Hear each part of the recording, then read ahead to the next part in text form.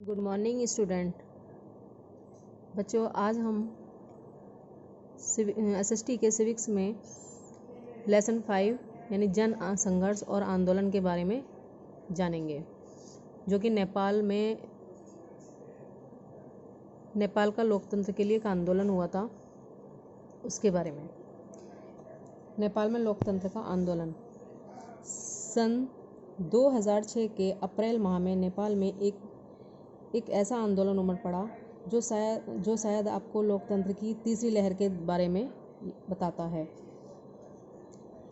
लोकतंत्र 1990 के दशक में कायम हुआ। इस संक्रमण को राजा वीरेंद्र ने स्वीकार कर लिया था, इस आंदोलन को। लेकिन शाही खानदान के एक रहस्यमय कत्ले आम में राजा वीरेंद्र की हत्या हो गई। नेपाल के नए राजा ज्ञानेंद्र लोकतांत्रिक शासन को स्वीकार करने के लिए तैयार नहीं थे।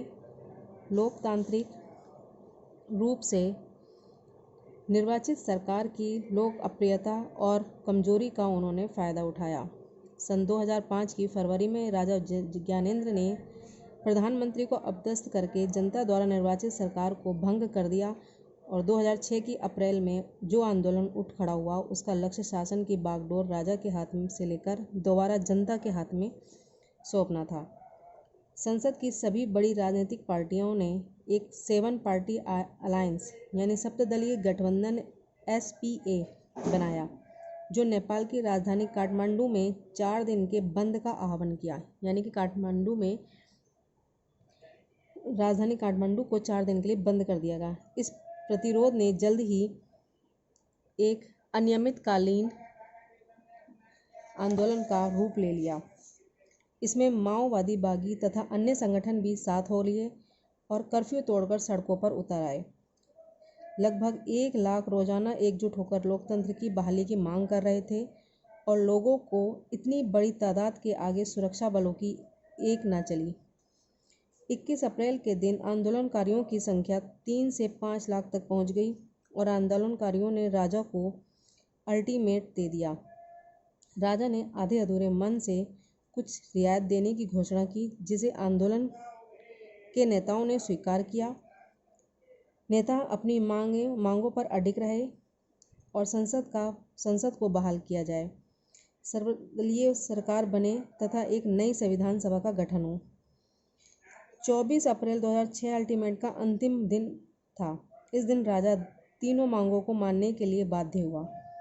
SPA ने गिरिजा प्रसाद कोइराला को अंतरिम सरकार का प्रधानमंत्री चुना।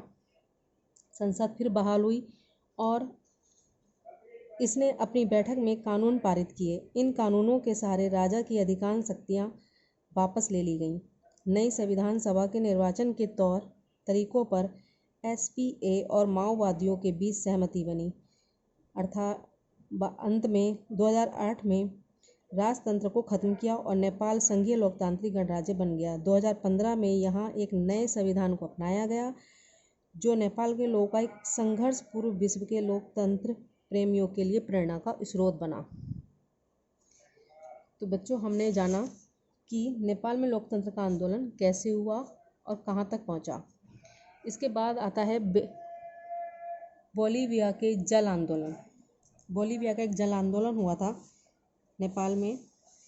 मैं इसके बारे में बताती हूँ। बोलीविया में लोगों ने पानी के निजीकरण के खिलाफ एक जल संघर्ष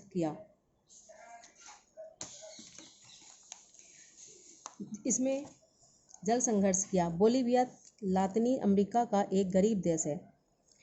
विश्व बैंक ने यहाँ की सरकार पर नगर पालिका द्वारा की जा रही जलापूर्ति से अपना नियंत्रण छोड़ने के लिए दबाव डाला। सरकार ने कोचबम्बा शहर की जलापूर्ति के अधिकार एक बहुराष्ट्रीय कंपनी को बेच दिए।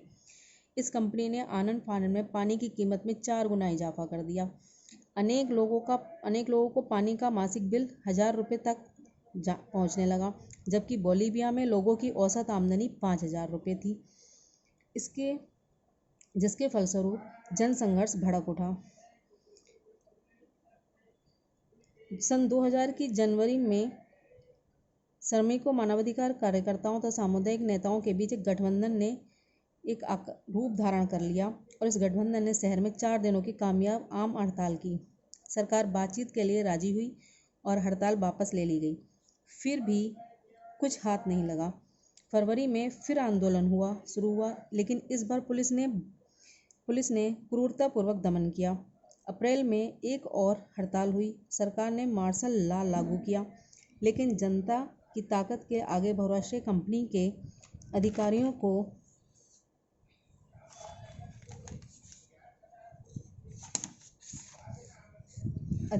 को शहर छोड़कर भागना पड़ा।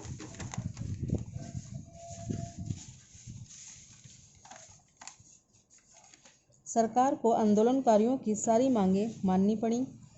बहुराष्ट्रीय कंपनी ने साथ किया गया जो करार रद्द कर दिया और जल की पूर्ति है वो दोबारा नगर पालिका को सौंपकर पुरानी दरें कायम कर दी। इस आंदोलन को बोलिविया के जल युद्ध के नाम से जाना जाता है। इसके बाद लोकतंत्र जनसंघर्ष भी हुआ, जो कि काफ़ी सारे संगठनों के बीच में से होता है। इस पानी के निजीकरण के खिलाफ बोलिविया में जो आंदोलन चला उसकी अगुवाई किसी राजनीतिक दल ने नहीं की। इस आंदोलन का नेतृत्व फेडेकोर नामक संगठन ने किया। इस आंदोलन में इंजीनियर और पर्यावरणवादी समेत स्थानीय कामकाजी लोग शामिल थे। इस संगठन को सिंचाई पर निर्भर किसानों के एक संघ, कारखाना मजदूरों के संगठन के परिसंघ, कोचबंबा विश्वविद्यालय के छात्रों तथा शहर में बढ़ती बेकार बच्चों की आबादी का समर्थन मिला। इस आंदोलन को सोशलिस्ट पार्टी ने भी समर्थन दिया। सन 2006 में बोलिविया में सोशलिस्ट पार्टी को सत्ता हासिल हुई। बहरहाल ऐसे अनेक प्रत्यक्ष तरीके से जिनके सहारे लोग सरकार से अपनी मांग अथवा नज़रिए का इजहार करते हैं, लोग इसके लिए संगठन बनाकर अपने हितों अथवा नज़रिए को बढ़ा देने वाली गतिविधियां कर सकते हैं। अतः इसे हित समूह अथवा दबाव समूह भी कहते हैं। कभी कभी लोग बगैर संगठन बनाए अपनी मांगों को पूरा करने के लिए एकजुट होने का फैसला करते हैं और ऐसे समूह को आंदोलन कहा जाता है।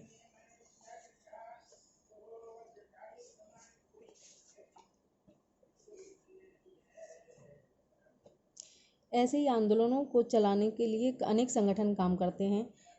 कई लोग अपने निजी स्तर पर भी लोगों को इकट्ठा करके आंदोलन चलाते हैं। कुछ लोग संगठनों के द्वारा आंदोलन चलाते हैं।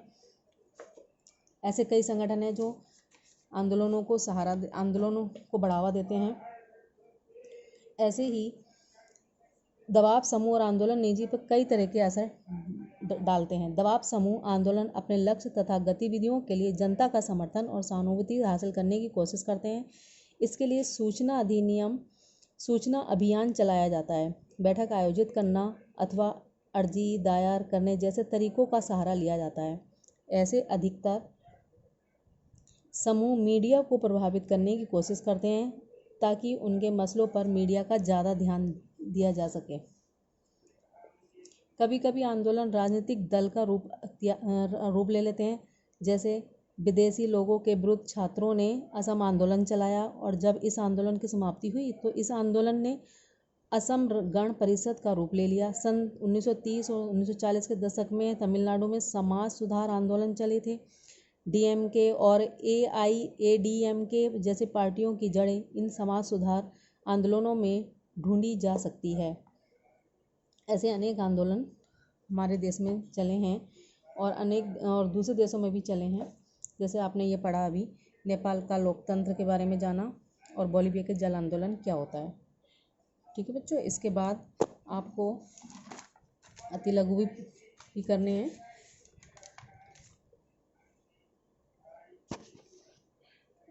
एक है दबाव समूह क्या होता है। लोगों का ऐसा समूह जो सरकार से अपनी मांगें मनवाने के लिए प्रत्यक्ष रूप से दबाव डालने वाले सशक्त आंदोलन को बनाता है।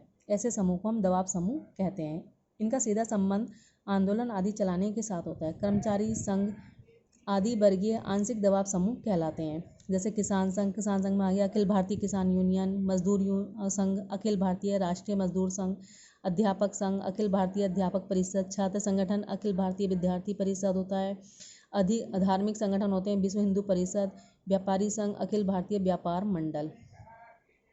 ऐसे दबाव समूह राजनीतिक दल में अंतर होते हैं। राजनीतिक दलों का निर्माण अनेक दबाव समूह के मिलने से होता है। अपने उद्देश्य की प्राप्ति के लिए वे प्राय राजनीतिक दलों के माध्यम से शासन विधायकों पर दबाव डालने का प्रयत्न करते हैं।